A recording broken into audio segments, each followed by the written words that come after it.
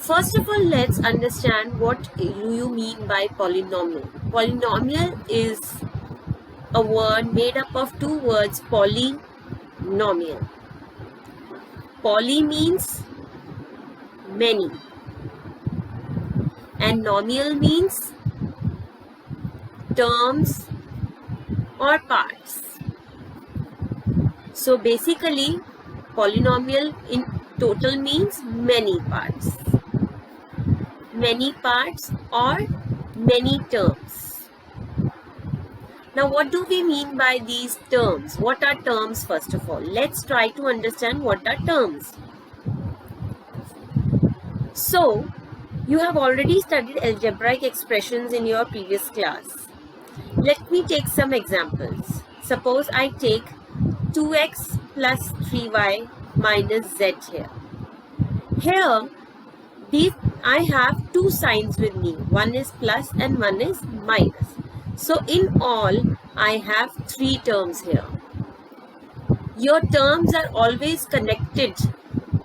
Your terms are always connected by plus or minus. Let me take one more example. 2x square y minus 3xy square plus 2xz minus 4y. Here I have how many signs? I have 1, 2, 3 signs which are dividing this whole expression into 1, 2, 3, 4 parts. So these 4 parts basically means I have 4 terms here. So all of you have understood what are terms? So if I have any expression which is having many parts, many terms is called a polynomial.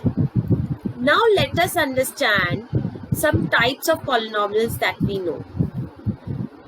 Now polynomials are classified on basis of two things. First is number of terms. So if I have only one term, I call it monomial. If I have two terms, I call it binomial. If I have three terms, I call it trinomial.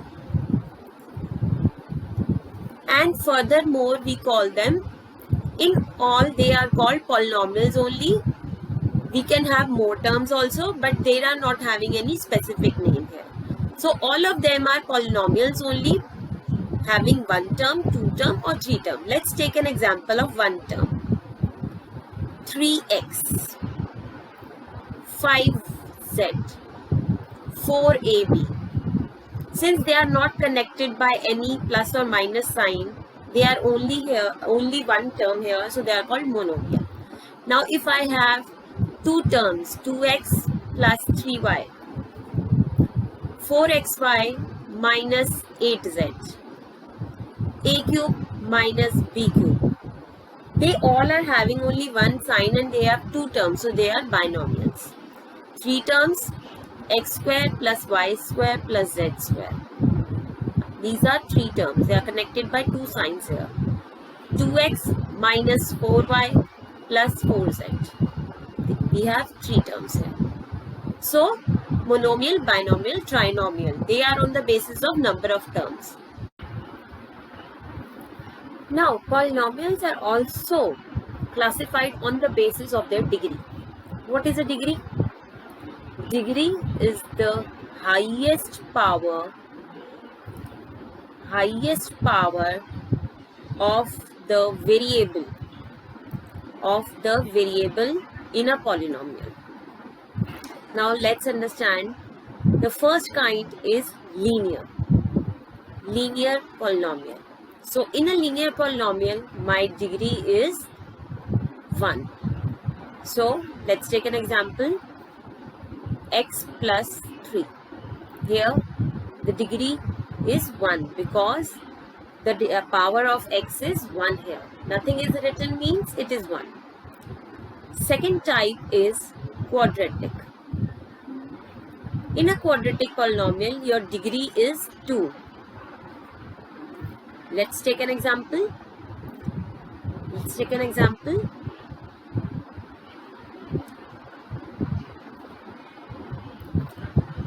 2x square plus 3x plus 5.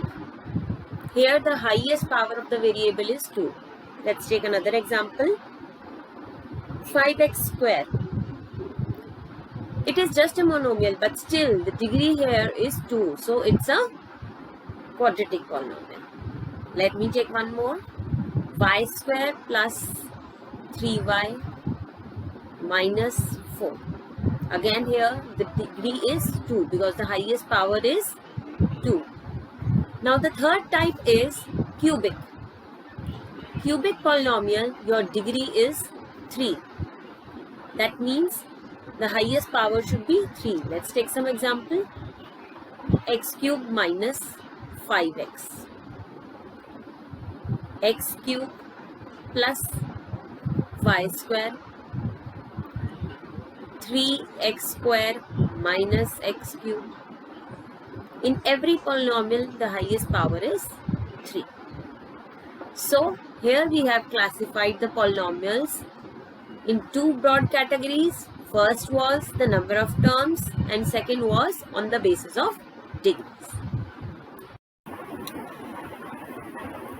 Now let's learn value of a polynomial at a point. Let us suppose that we have a polynomial px is equal to 2x plus 5. Then what is the value of this polynomial at x is equal to 1 I want to find. So what we are going to do, we are just going to substitute x as 1. So everywhere we are going to substitute x as 1 and we get the value as 7. So what do we say? We say that the value of this polynomial at x is equal to 1 is 7. Okay. Now let's learn what is 0 of a polynomial. This we have already done in 9th class also. How to find the value of a polynomial and how to find the 0 of a polynomial.